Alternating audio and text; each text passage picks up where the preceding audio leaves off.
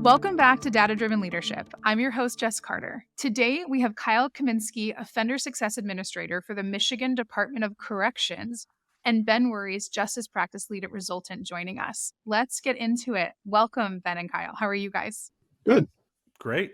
Awesome. Well, I'm glad that you're here. I imagine that people are either curious, at least intrigued to hear Department of Corrections on our Data Driven Leadership podcast. So Kyle, I am really excited that you're joining us. And I think that what we're about to talk about is going to be really interesting for people, but we have to tee it up for them first. So will you help me do that? Absolutely. So the first thing I'm going to want you to explain, so there's some kind of basic questions we'll get into, but we are going to talk a lot about a state learning management system that you've led and helped implement at the Department of Corrections in Michigan. My first question is, for anyone, is why does the Department of Corrections need a statewide learning management system? Well, it's a great question. And the answer is because our job is about a lot more than just incarcerating people. It's really about getting people ready to come back into the community and be productive members of the broader society. Just to give you give the listeners some basic context in Michigan, we're a relatively large correction system. We have just under 33,000 individuals who are incarcerated right now. They're incarcerated across 26 state prisons that are spread out around the state. And the MDOC is responsible for all of them. But each year, somewhere between 6,000 and 7,000 people come into that system, and somewhere between 6,000 and 7,000 people leave that system and go back to communities around Michigan. And so when we think about why do we need a learning management system and why do we need to focus on education, it's because every year we've got 6,000 or 7,000 people coming back into the community. And the question is, are they going to come back into the community in a better spot, better position, more skills, better educated than when they last left that community? The Department of Corrections has answered that in the affirmative, that we want to do as much as we can from an education perspective, skill building perspective, et cetera. But we need a platform and we need tools to accomplish that. Okay. So people who are in this world hear and talk about recidivism a lot. That's a big word. Not everyone knows it. So recidivism largely is what? So, at its most basic level, it means how many people who have been in the system return to the system. And different states will measure it slightly differently, but the most common way to measure it is you take everybody who left prison in a calendar year and you track them for 3 years and you figure out how many come back and how many don't come back. And when you hear a state or another group talk about the recidivism rate, that's actually the number that came back. So that's sort of, for lack of a better term, the failure rate. And so you want that number as low as possible, but we also increasingly want to talk about the success. And so we recently here in Michigan announced that we are once again right around our lowest recidivism rate in our state's history. Our 2020 releases had a 22.7 of them ended up returning to prison, which is a low recidivism rate as compared to many other locations. But maybe even more importantly, it meant that 6,100 people who left prison in 2020 didn't come back in the following 3 years. So that's a great return on investment for taxpayers, but it also means a lot of people moving forward with their lives in a productive way. Yeah. You've started to answer my next question, actually, which is why does this all matter? Why should a citizen care? And so there's sort of spokes of this, I imagine. One is what you just said, taxpayer dollars. So it costs a lot of money to support the lives of all of these people. Is that right? Yeah, absolutely. The Department of Corrections, our annual budget is about $2 billion with a B dollars a year. We're not the largest state agency, but we're one of the largest state agencies. And the reality is corrections is a costly endeavor because it's a 24/7 endeavor.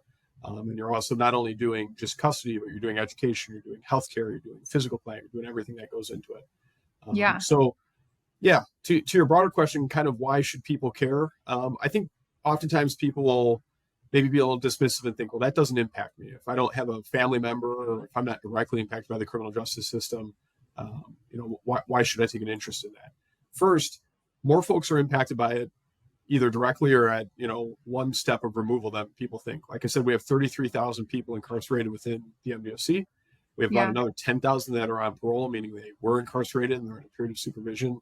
And we have about 40,000 that are on probation, meaning they haven't come to prison, and hopefully they won't, but they've been involved in the criminal justice system. They're under supervision in the community. So you add that up, and it's about 80,000 people out of Michigan's roughly 10 million residents who are under our jurisdiction on any given day. And when you kind of step back and think about their families and their communities, Yeah. Most folks would be able to find a connection there. Yeah, absolutely. Ben, is there anything else? So we're talking about the cost side, but also, what else would you add about why would a citizen care about a state learning management system for corrections or about recidivism? Yeah, I think Kyle makes a great point when he talks about how many people in our communities are being affected by this, that are part of this cycle. Kyle, maybe would help if you personalized a little bit and gave an example of what that looks like for someone, what type of programming they might be experiencing while they're incarcerated, and how that makes a difference for their journey afterwards. Yeah, I'd be happy to, because I think oftentimes in corrections, we focus a lot on the big picture and the logistics of corrections, but it really is sort of the people within it, both those that live in prison, but also those that work in prison, that really are where the impact is felt. So a difficult reality is that about half the people who come to prison in Michigan do not have a high school diploma or equivalency when they arrive. So there's a strong correlation, at the least, maybe even some causation between educational attainment and criminal justice system involvement. And so because of that, we operate schools at each of our facilities, and we are enrolling students. We're assessing them, then enrolling them, and they're doing adult basic education. And we have certified teachers around the state who do an awesome job. But one of the things we looked at, and the reason we ended up pursuing this project, is we were still kind of operating in the dark ages in some way. Teachers had classrooms, they had classroom materials, but there really wasn't much in the way of technology in those classrooms. And so that was limiting in a lot of ways. And so that's part of why we took on this project. We said, look, we need to give our teachers more tools with which to engage their students. We also need to give students more tools with which to engage the broader world. And we need a structured way to do that. It can't be a free-for-all. It is still prison. We still have custody and security concerns. And so it's not as easy as just giving everybody a device and saying, well, just go on the internet and do what you please. That's not going to work in our setting. But there's so many resources that are available, but they're available, in the cloud, or they're web-based, and we weren't accessing those before we started this project. So when I think about sort of what's it mean to somebody, it means somebody sitting in front of a device, perhaps for the first time in their life, and actually directing their own learning in a meaningful way. It means them accessing resources, curated websites that we allow them to access that are educational, so that they're doing skill building and they're thinking about it. And the other, I think, exciting thing is, I talk a lot with our students who are going through these programs, and you can see the excitement, and you can also see that they're sharing that excitement with the folks that they're connected to back in the community. Oftentimes they're children, and they're kind of flipping the script a little bit around education. Education for many of them was not a great experience the first time through. And now they're actually getting kind of excited about it, and they're passing that excitement on. That's awesome. That's so interesting to me too, because I think I have all the access to anything that I could possibly want to Google whenever I want to. And I still experience FOMO about what's the next new cutting edge technology and how do I keep up. I can't fathom going into a year, a half decade, a decade worth of a period of time where I don't have access to the internet. I'm having, classroom, whatever. And I try to get released and figure out how to be employable, how to do what other people have learned how to do for years, a decade. I mean, that sounds honestly terrifying. Just very, very scary. Are there participants who are jumping into this program and they are starting from there truly? Yeah, I mean, there are. I mean, we have individuals who have been incarcerated since before the internet was really available, and so we have folks kind of encountering this at all different levels. I mean, wow. Well, the learning management system uses Google Classroom, so we have some students that, quite honestly, have used it. They were using it before they came. They might be younger. Yeah. They were using it Okay. in junior high school before they became involved in the criminal justice system. So for them, it's feels sort of comfortable. We have other folks who've been incarcerated since the early 1980s, and this is their first really meaningful connection with these devices. And you have to keep that in mind. I think our staff have to keep that in mind. Where even basic things like how to use a mouse, how to use a trackpad. Click on this link. It's highlighted blue. That means it'll take you somewhere else. There's more to learn. Wow. Things that we all take for granted. For some of our students, this is their first time encountering that. Okay. That's incredible. So when you talk about a learning management system, again, for people who haven't implemented one of those yet, you started to explain Google Classroom. What all is included? What are we talking about when we talk about learning management system? So, I mean, what's really important and what's really unique and beneficial here is that we have a platform now where we can allow students to engage with education kind of throughout the facility, particularly as our infrastructure gets built out and we add additional secure Wi-Fi. But really what it comes down to is having a way for students and instructors to interact and for students to access information even when they're not in the classroom. We very much favor face-to-face instruction. We have great teachers, and we think that's a really impactful model. But we're limited ultimately by physical space and time when we use that model. And so allowing us to have this type of platform means we can both potentially enroll more students because we can have them do some distance learning or similar type learning while they're not in the classroom. But it also allows us to add folks who are maybe waitlisted to be in the physical classroom, but could be working on their education and their self-help and their enrichment during that period of time. We can even check in and see how they're doing and see who's really motivated, who's making that push and, move them forward with their own endeavors. That's awesome. I have like a concerning number of questions. So some of these are quick, but I'm just curious. So does everyone get enrolled in the program? Do they self-enroll? Are they opted in? How does that work? So today, unfortunately, not everybody enrolls in our education programs. Everybody has the opportunity to be placed in one or more of the education programs, but we have to utilize wait lists for many of them. So like I mentioned, about 50% of folks don't have a high school equivalency or diploma. So they're going to start on our academic track and they'll either be in the classroom or they'll be waitlisted for that. Once they have that, or if they came into prison with that, then they have two new tracks that open up to them. One is career and technical education, where we also use this platform.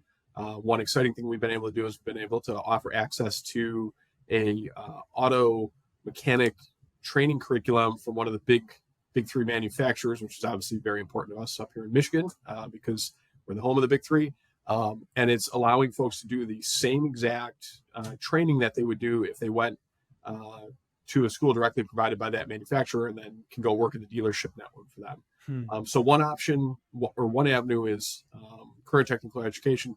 And then the other avenue is post-secondary. So we partner right now with 9 colleges or universities, all of which are based out of Michigan. We do face-to-face instruction with them and students can enroll.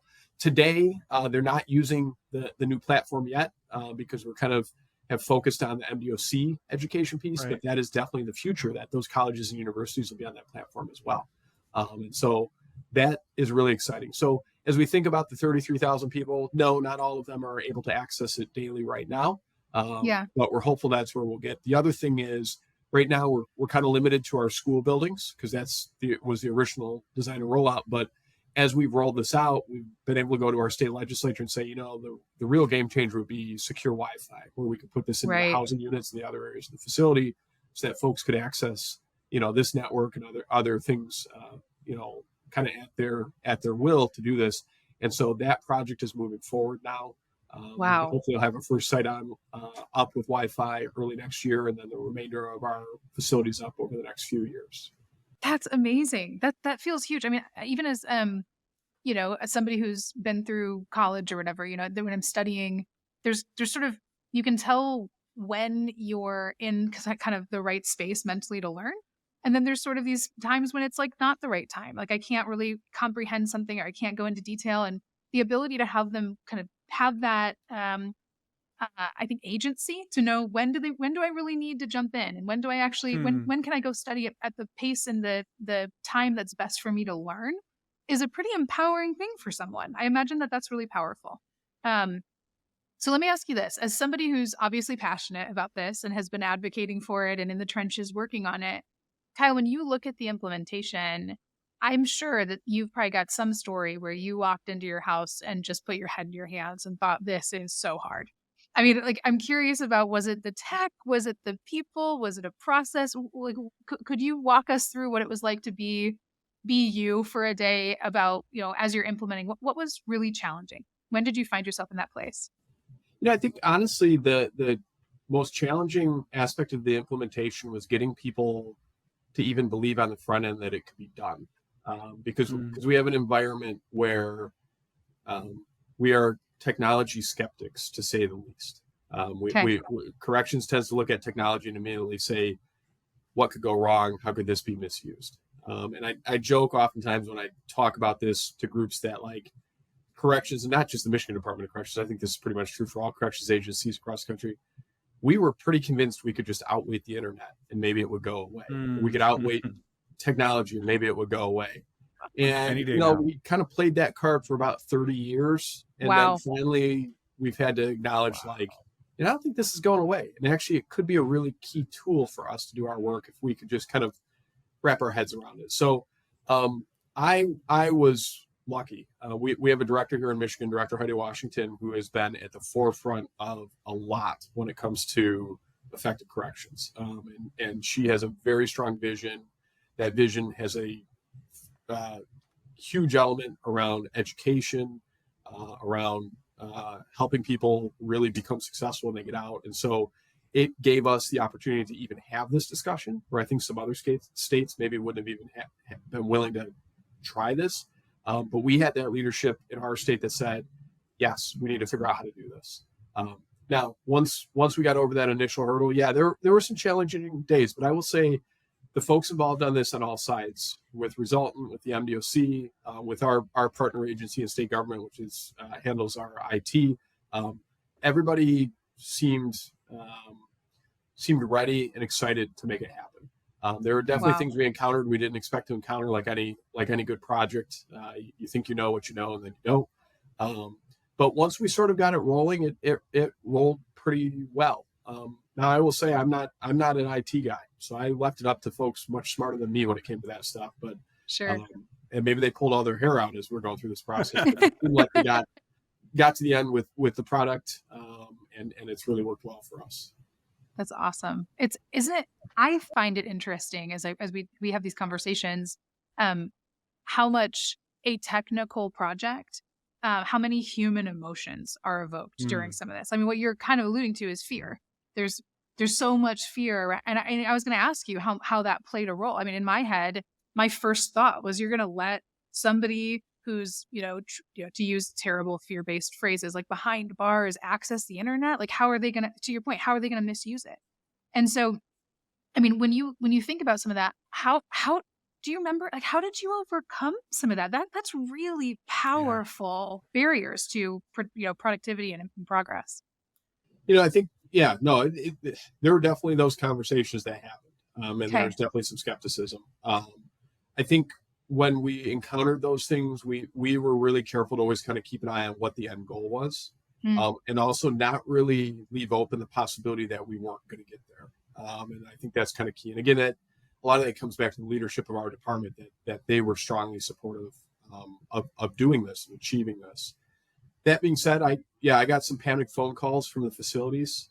Hey, did you know this is happening? Hey, one I can remember is we had just launched at a facility, and a student was putting something into it, and while they have access to the internet, it's very curated. It's very locked down. There's a very well-designed firewall. They can only reach sites that are pre-approved, that are whitelisted. But a student was putting something sort of into the address bar, and the address bar was auto-completing. And I got a panic phone call from somebody saying, oh my gosh, it's auto-completing. That means they're touching the wider internet. And, this is going to be a concern, and they're going to use it as sort of this de facto Google search function. And, but I remember I picked up the phone and we called one person at Resultant. We're like, hey, can you turn this feature off? Because this doesn't instill a lot of confidence. We don't think it's a problem, but it's not instilling confidence. And that afternoon it was turned off statewide, and it never became a problem again. So I think that's some of what we encountered was there were folks who would do that. I got a couple panic phone calls about, oh, they're accessing the internet. And then I'd say, okay, well, like, let's walk through what they're actually doing. And well, they worked. They were accessing the programs that were on the platform that were clearly designed for them to access. So some of it was really education on our side. I will say what I found remarkable is how few questions I get about it now. There were some questions during the initial rollout, and now it's in a really short period of time, quite honestly, just sort of accepted and take it for granted. Wow. And the other thing that, I think is important that we stressed is we're going to have technology no matter what. So let's work with a partner and let's design something that actually meets our needs. Because one of the dangerous things, and we've encountered this with some of our other technologies, you kind of grab at something that's not really fully designed for the environment and you think it's going to work okay. You think, well, if I buy something that doesn't have many features, that'll be okay. Like a relatively limited feature is good for this environment. But then it turns out actually, no, you might want something with many features, but that are customizable. And so that they're actually customized to the environment. And that's actually a better device or a better, platform to use versus something that you think is somehow more correctional acceptable just because it only does 5 things versus something that can actually do 25 things, but you can control all 25 of them. Yeah, absolutely. Well, and I didn't think to ask, Ben, I should have equally asked you if you had any hands in your head moments as well. But when you look back, were there other experiences for you about like technical challenges on the project or things that, you observed firsthand or secondhand that you knew were challenging? I think there are times where the partnership with Google was really important. Okay. This was one of the first implementations in this environment at this scale. So being able to get trust rules in place and make it so that things could be as customizable as they needed to be. There were things that had to be worked through that are now able to be scaled at a really wide level. I think the big takeaway, Kyle, to what you just said about having something with more features was your statement earlier where you have maybe younger people who are incarcerated and maybe have recent memories of being in school and using this system. This is what 190 something million students and teachers are using right now. It's the same tool that those learners, likely at many of the secondary education institutions you mentioned. So having something with limited features that's unfamiliar or won't be something they'll experience again in the future also puts a lot of guardrails around how valuable it is. So it's really exciting to see. This is something that they'll carry those skills and that familiarity forward. It's a great point. Into their future life. Yeah, it's not just a tool; it's a tool that will be one that they recognize and use in their future as well. It's a skill set that comes with it that's transferable and to things that we really take for granted, like buying a plane ticket perhaps someday, or buying those packages that keep arriving at my front door for some reason. I don't know where they come from.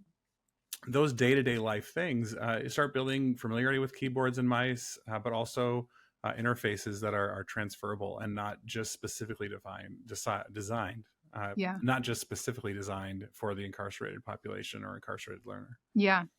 Well, let me ask this then. So, Kyle, I'm sure that there's some accountability in government about the impact, success, both from a, quantitative perspective, but also like a story. Like when it comes to where you guys are at today, was it a pilot? Are you fully rolled out? What does that look like when it comes to impact? So I'd say we're somewhere in the middle. So we definitely started with a pilot with Resultant. We actually did a kind of unique option for us from a procurement perspective. We did something called a competitive proof of concept, where it wasn't a request for a proposal. Instead, we kind of went out and said, look, if somebody will come in, set this up on a pilot basis at a few facilities, run it for a period of time, all essentially at cost to whoever was setting it up, and we like it, then we'll move forward and negotiate. And so Resultant did that pilot, and that allowed us to move forward and sign a contract statewide. We are deployed statewide now. So each of our schools has this network and the platform, and has Chromebook-like devices that are in place. But we're still hardwired. So we're deployed in multiple classrooms at each facility, but not all classrooms, and we're not deployed beyond the school building. The next phase for us is really on our side, which is getting that secure Wi-Fi network into all the facilities beyond just the school building. And then that'll allow us to kind of take that last step of cutting that cord and getting this out to everybody else. We haven't really talked about it, but it was also a key part of the project, which is we have electronic law libraries in all of our facilities. And that's a constitutional requirement for correctional agencies nationally. And while we previously had electronic law libraries, so it's not, that piece is not a new concept. The fact that now students, or I'm sorry, in this case, not even students, just prisoners can go to the law library, can essentially click start on a Chromebook and be in LexisNexis doing their legal research is really phenomenal. And as I've talked to men and women who have been using that, they've been really appreciative because, again, the actual interface and the experience, they recognize it's going to be more similar to what they're going to do when they get out. And not that they're going to be on LexisNexis necessarily when they get out, but just the idea of doing research, doing it on something that is a laptop. It's not a mouse and a keyboard that have a cord that go into the wall somewhere and you don't really see anything, and it's very stripped down and limited. Now they're really getting used to the idea of, just that muscle memory of even working with the devices on a regular basis. Wow. Okay, so this is amazing. And one of the things I want to ask you is, again, with projects like these, with the impact that you knew you had the potential to have, and now you're realizing it, go live can be really meaningful. So like when did we go live with the pilot? Oh boy, you're testing me on the dates. So we would have been working on the pilot in, I believe, late 2022, early 2023. Okay. And then we started actual rollout kind of mid 23. Okay. Rollout was an interesting experience. Yeah. I was at the facilities, not all of them, but I was at the facilities for some of them. And the first rollout day didn't actually work, but that was not a resultant thing. We were struggling with some firewall permissions on our side. Sure. And so it was a very long day to try to get it figured out. But we went back and got it working the next time. There was a gentleman from Resultant who I'll name drop here named Drew Boone, who I think works somewhere out of Colorado, who has been a real godsend and did some awesome work for us during those rollouts to make it happen. Awesome. Were you there? So it sounds like per any pilot rollout, there might be some kinks, right? But were you still there or around, or when we first got somebody into a Chromebook? Yes, I was physically there at the first site when not the original pilot, but the first like true startup stand up at a facility, and it was another pretty long day with lots of spinning wheels on the screens, nothing's connecting, and then it was phone calls back and forth, and we're playing relay on the phones, because again, you're in a prison setting, so you can't just have a cell phone that you pull out and call. You're right. Communicating messages to this comms closet to the outside, and I can remember where all of a sudden sort of the Google Classroom thing sort of popped up, and there was just sort of this enthusiasm in the room. There's probably, 5 or 7 of us in the room of like, holy cow, this is actually happening. Like, we don't know, but it's actually happening. Yeah. What did we do? This is great. That's awesome. How exciting. Did you make someone sit down and immediately start taking a program? It had been a long day, so I don't know that we made anybody do it, but we were definitely, I think, probably once we got some of the law libraries up, we were definitely surfing around in LexisNexis a little bit to see how it worked. And there's a lot of excitement. And I know we actually had some prisoners come in later that night at some of the facilities because we needed the law library up and running. And so we were kind of there as they kind of came in and saw the new devices and sat down and started using them at some of the sites, which was kind of exciting. Wow. The feedback was really positive. Almost from day one. What's that moment like? Like, what's the energy in the room as they sit down and start? It was really positive because I think one thing that folks who have not been around the environment may not understand is, well, I think folks would understand that it's a challenging environment, but I think one of the things that folks maybe don't understand is just that sense of, on the part of the folks who are incarcerated, when they see something that to them says people care and are investing in something that is going to be beneficial to us. And so I think there was a lot of excitement, just to see the devices. They may not fully understand everything that's going on behind the scenes with the network and the platform, but just the idea of, whoa, wait a second. Suddenly there are laptops here that look like what I know laptops to look like, and Yeah. I get to use them. And it's not, and even though what they can do on them is intentionally limited, it's still significantly more than they've ever been able to do before. And so I think the feedback because of that has been really positive. It's I interesting. was going to, what was the first time? So a lot of people have questions about the physical security of these devices. Are these devices being broken or disrespected in some way? Compare that first moment when you were able to open up that room and let people have access to the devices to the first time that there was ever a physical problem with one. What was the story of the first one that broke? Honestly, we haven't had too many that have broken. Right. And so I think that's one of the really kind of interesting things is there's this, I think, a general theory that, anything in this environment needs to be really ruggedized and really specialized. And there's some value in that for certain things. But what we've seen so far is the students are excited to have the opportunity, and they treat those devices with a great deal of care. Honestly, the first device that I think we had to warranty out was a staff mistake of damaging it, not a student mistake. And so I think it's sort of just indicative of the fact that folks understand, hey, this is an investment in me, and so I want to be careful with it.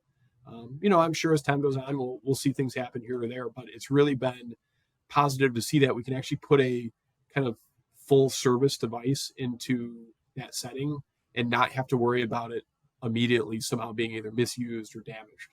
We just haven't seen that as our experience. It's great.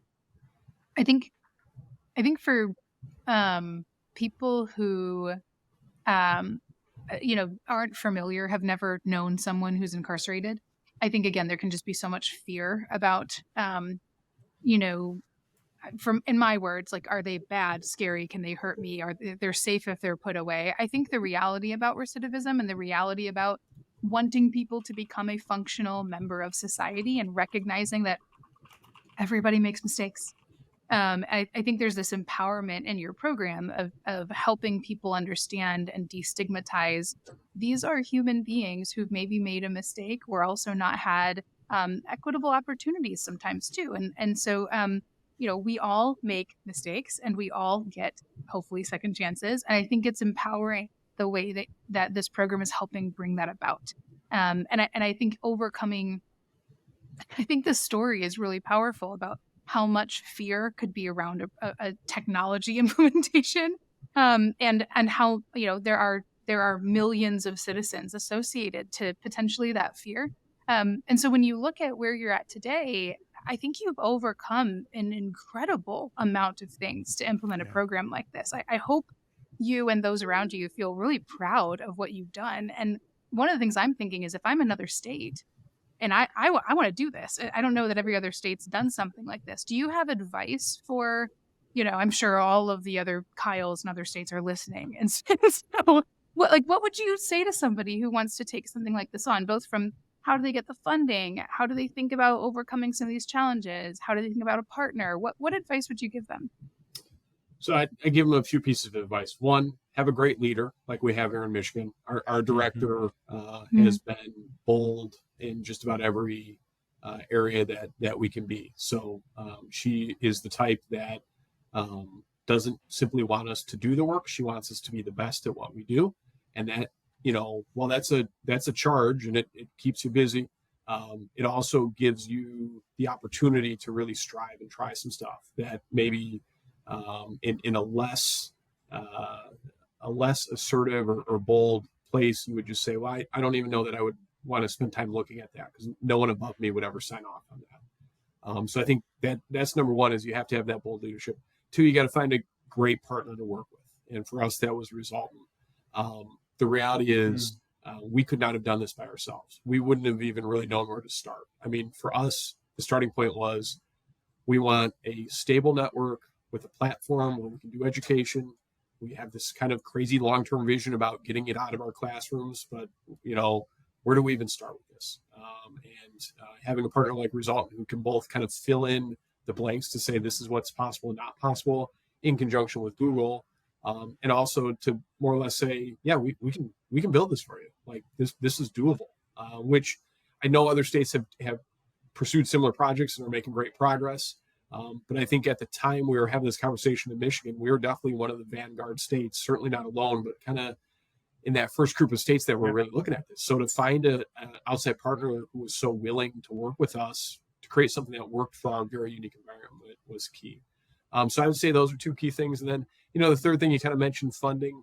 I think it's important for policymakers, the public stakeholders to understand people don't come into existence in prison. They were neighbors, they were family members, Yeah. and they have made decisions and choices that we shouldn't look beyond. They have to be addressed, and we don't want them in most cases to make those same decisions again in the future. But we all know from our own lives, how do you get the people around you making better decisions, finding stability, finding success? Education is the foundation of that. It's the foundation for anybody. If you ask them, if somebody has children, they're going to say, I want them to have a great education.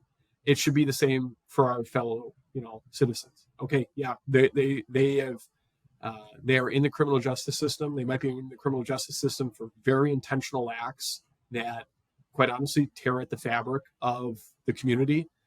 But if we know they're coming back, because most are coming back to the community, why wouldn't you want to invest in preventing that in the future? And that's the other thing. I mean, we've talked a lot about education today and, agency, but this is also crime prevention. At a very basic level, this is crime prevention. Yeah. This is about preventing future crime. And so, Great if you're point. talking to a legislator or, a group that maybe isn't as, sympathetic to the idea of education or the enrichment, and they're more, hey, look, we need a correction system that prevents crime.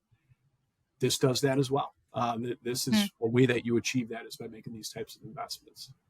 Wow. That's amazing advice. Ben, it sounded like you'd been on site recently. Is that right? Like you'd been able to kind of walk through something? I had Kyle was very generous to host me in visiting, being able to see the rooms that are, being served with the system, be able to meet the students. It's a really awesome thing to see. Yeah. Okay. Did anything surprise you? That's a good question. I think how much it felt like a technical college surprised me. You go past the barbed wire, you go past the magnetic locks, and then you get onto this vocational village campus, and you're looking at the CNC routers and the large equipment, and it reminds me very much of visiting Ivy Tech campuses here in Indiana, and so being able to see what was really a learning environment that my own family is probably using. The same type of experiences was really surprising. It was a really great experience. That's awesome. Well, Kyle, I'm so impressed and thankful that there are leaders like you at any state. I think when we talk about data-driven leadership, there's a reason why we don't just talk about cool data projects. We're focusing on the leadership component too. And so I think your advice and guidance and your experience is just so relatable and valuable, because every technology project has fears associated to it and stakeholders who need to be brought in. And you have really navigated us through some of those waters in a way that's extremely relatable and repeatable to solve for a whole bunch of other technology problems. Before I release you, because you have such great advice, is there anything we haven't talked about around this project that we absolutely should? There might be a component I haven't known to ask about.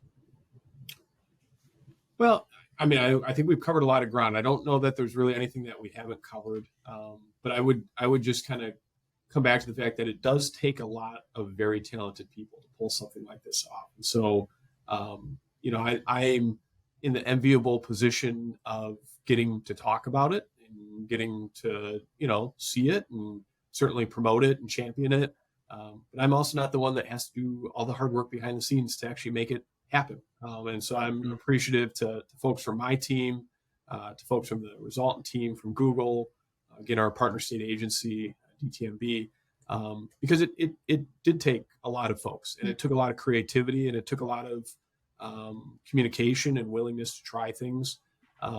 But I think it showed ultimately that, oftentimes in government, you'll hear about like public-private partnerships, and folks aren't quite sure what to make of those or how those always work. But to me, this is like a textbook example of how you make that work for everyone's benefit.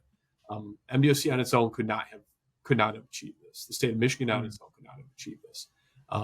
And at the same time, I don't think Resultant could have done this because they couldn't have gotten into our facilities without us. So it's one of those things where it really did require partnership in the best sense. Yeah. Sorry, that was a funny image of us trying to break into a correctional facility. You must have Chromebooks. You must. Yes. You would have made the news, I assure you. I might have been let in soon after, just a different capacity. You know what? Stay. Yeah, you can stay. Ben, any other things that you'd chime in on, or anything we haven't talked about that we should? Well, you talk a little bit about the case for funding and how compelling it is that this is crime prevention, and you articulate that so poignantly. That consensus building, that coalition building to get legislation bought in, to get the facilities bought in, I don't think that can be understated. That role that bringing these partners to bear and overcoming all of the fear and financial burdens, I don't think it can be understated at all. We talk a lot about data-driven leadership, and a lot of times when we're dealing with emotions like fear, data isn't always the first answer, just telling someone the facts. I'm curious, though, what role data has played in navigating that coalition building or bringing people Great together. Question. Is there some information that, as people are listening, might be useful for them to know and perhaps use to build similar coalitions in their communities? Yeah, I mean, I think specific to correctional education and technology, I mean, the most important data point is the effectiveness of it. And there's several studies out there. A lot of people point to a slightly older RAND study, but there's been more recent studies as well that really show the return on investment from education at whatever level, whether it's academic, post-secondary, or current technical education, for this population is really significant, which helps push decision makers on that idea that this is about value and it's about outcomes. We're not doing this just to do it. We're not doing it just to create an entertainment avenue for individuals. We're doing this so that our students in our facilities produce better outcomes for themselves and for their families. So I think that's a key component of it.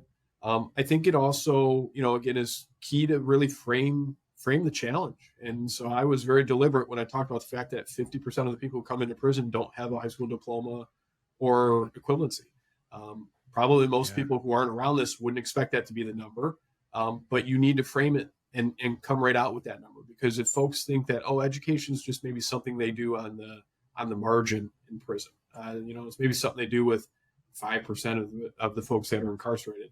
No, it is very central to effective corrections to have a very strong and diverse educational offering, because the need is very clearly there. And so I think that's really key.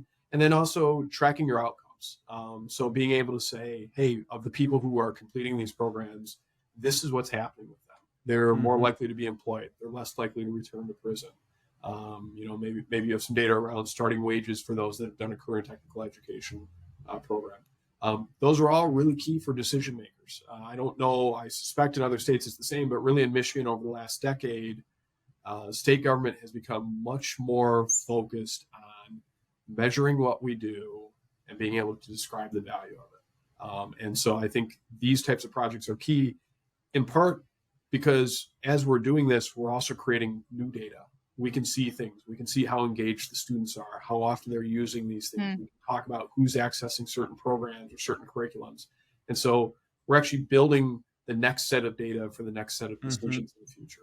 What a great point. I mean, I think when you talk about the entities and stakeholders, you're going from, most other people working on a project have a data set. It's unbelievable to think about the fact that you're saying, hey, when you're actually in classrooms, it's fine. It's great. It's actually really, really valuable. When it comes to creating a data set that is as broad and as substantial as this is, and measuring outcomes, you can go anywhere from here. When it comes to, we can start looking at efficacy.